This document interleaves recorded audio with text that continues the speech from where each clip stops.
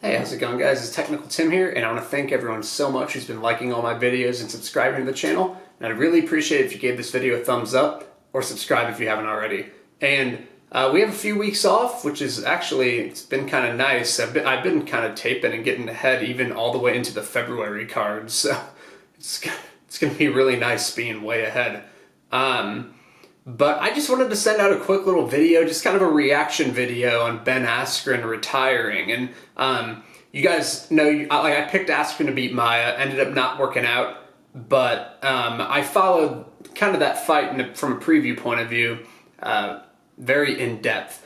And if you look at this channel, you can see previous videos I've done of Askren, and one of them I actually just watched his NCAA, I think 2006 match against Jake Herbert, where he won the Hodge Trophy that year, which is the equivalent of the Heisman for college wrestling, and he kind of just dominated Herbert, and that was a big match at the time. And yeah, I just like my reaction to this is I guess first I'll kind of go through the accomplishments of Askren for like 2 minutes, just because I feel like a lot of people, like, Askren's older than me and everything, but I feel like some MMA fans are probably younger than me, so they might not know Askren kind of at the peak of his dominance in college wrestling, and even whenever he was really dominating guys in Bellator. So essentially, he wrestled at the University of Missouri, and he was their first NCAA champion, and as a freshman, he made it all the way to the NCAA finals as a true freshman, which is fucking crazy. And like you have guys who will be, 3 to 4 time All-Americans, and sometimes you'll get 4-time NCAA champions. It's rare, but it's super rare. But he was a 4-time NCAA finalist, which is rare. He won it twice, and he took second twice. So he took second his freshman and sophomore year and lost to the same guy, Chris Pendleton, from Oklahoma State. And Chris Pendleton's one of the most overrated college wrestlers of his generation, in my opinion. Like, a lot of people don't always bring him up, but he was fucking dominant. And he was just a little too physical for Askren, and his double leg was too good. And Askren's always struggled with guys with strong blast doubles, and Pendleton was able to beat him. But then Askren won his junior and senior year, and I don't even think he lost a match his junior and senior year. And he only lost to 3 opponents ever in his college career, and 6 of his losses out of his 8 total, and he had like well over 100 wins. Like, he was dominant.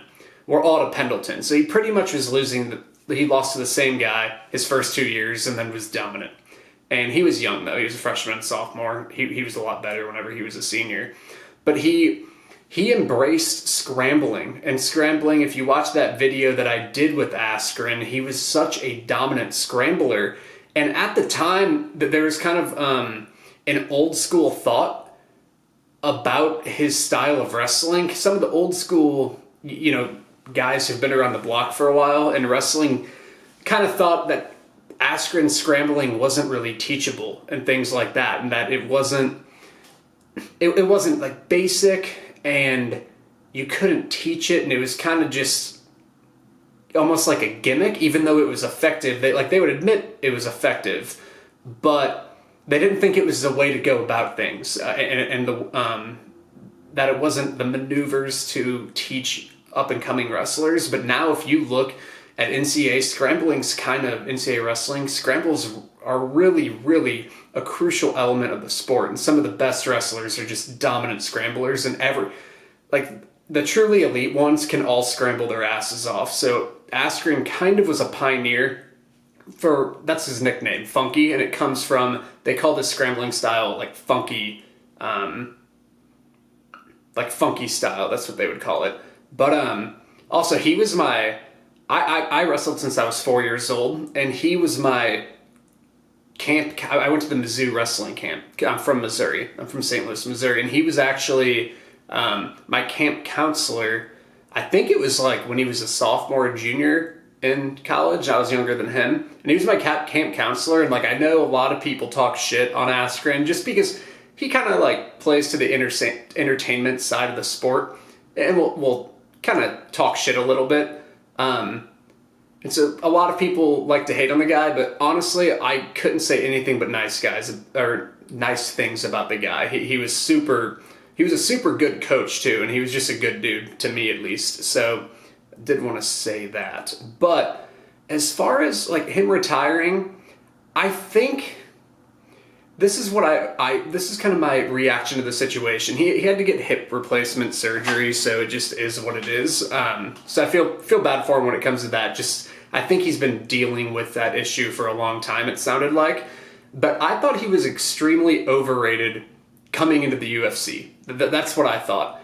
And I thought he could contend and beat some good guys, totally. But I did think he was going to have issues with the right people who could stop his wrestling long enough and for prolonged periods, because he's just not a good striker. And he isn't as athletic as he was. If you go watch his Koreshkov fight, and Koreshkov was pretty much the same guy back in 2013, just like the way Askren moved was different. Like even his double legs and things, he looked a lot different. If you think Askren sucks, go watch that fight. And I think you'll watch that and kind of see what I mean. But I think he was overrated just because he had such big gaping holes in his game. And the funny thing is, I don't even think that they were really exploited that much in the UFC. Like, I think the 3 fights he had in the UFC have actually made him a little bit underrated. And he's going to retire, so it's up for debate. No one's really going to know the answer for sure. But I think he was overrated coming into the UFC because I did not think he was the best welterweight in the world. And some people did. Some people didn't, though. Some people were kind of on my side. But now I think he's very underrated going off and into retirement. And the reason I think that is, if you really watch that Lawler fight, he kind of just got thrown on his head and hurt in a very weird scramble in the first 10 seconds of the fight. So it was just super strange. And then after that, he was hurt and he ended up getting Robbie down for a little bit. And his wrestling is just really good. And he's got other holes in his game, but his wrestling's undeniable. I don't care what anyone says. And he can't even be held down. Unless if you put in, a body triangle or something like Maya did. But I'm talking about held down positionally. He can't be. And then if you look at the second fight against Masvidal, it just happened so fast. And I'm not saying, like, Askren for sure beats Masvidal, but I really just feel like those 2 fights were super short and they happened so fast. And there's a reason Masvidal broke a record with the quickest knockout. It's because that never happens. Like a quick flying knee like that never happens. So we really didn't get to see Askren's game in those 2 fights. And I do, and that's why I think he's a little underrated, because everyone's just claiming he sucks because of those 2 fights, but they just happened so quick. So I am defending him in a sense, but I'm also, I totally think he was overrated coming into the UFC, so I'm really taking a middle ground here. But because right now the hot take is that he sucks, I'm just kind of defending the guy because he doesn't. And just go watch that Koreshkov fight in 2013. Like, Koreshkov is a legitimate, he's a good welterweight. I mean, he's having close fights with guys like Larkin, who's a respectful welterweight. And Koreshkov, I mean, he just lost to Douglas Lima, but Douglas Lima is really good. And Askren has a win over younger Douglas Lima as well. And then if you move on to his 3rd fight with Maya, it ended up being a tougher style matchup. And I predicted Askren to win. And I fully think if Maya fought the way he usually fights on tape by going to a half guard sweep over and over, I think Askren would have beat him. I really do. And I think it was Maya adjusting to that butterfly sweep was an incredible adjustment, and it threw Askren off, and that's what caused the reversals, because half guard sweeps can be stopped very easily by wrestlers because they know how to stop underhooks. It's an underhook concept. And in that fight, you saw how good some of Askren's takedowns were. Like, Maya's a big welterweight. He's a fucking big dude, and Askren's not even a big welterweight. He could probably, I don't know if he could make 155, but he fought, I think, at 160, or he wrestled at, I think 163 in the Olympics, Askren.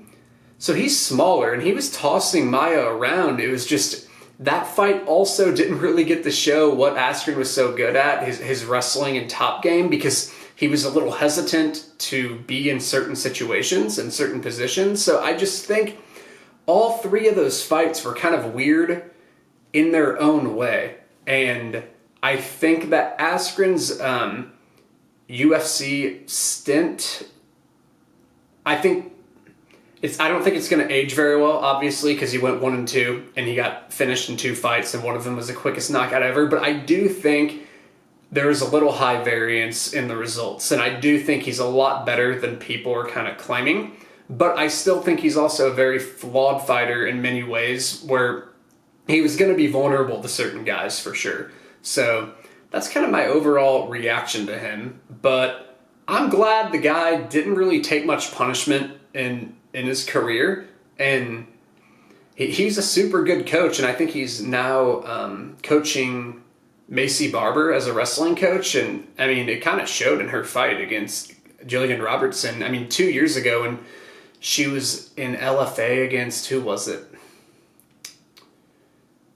I'm blanking. It was someone who likes to grapple. She was getting taken down at times, and then I think it was Mallory Martin. She was getting taken down at times, and against Jillian Robertson, and Jillian Robertson's got some decent takedowns and a good single leg.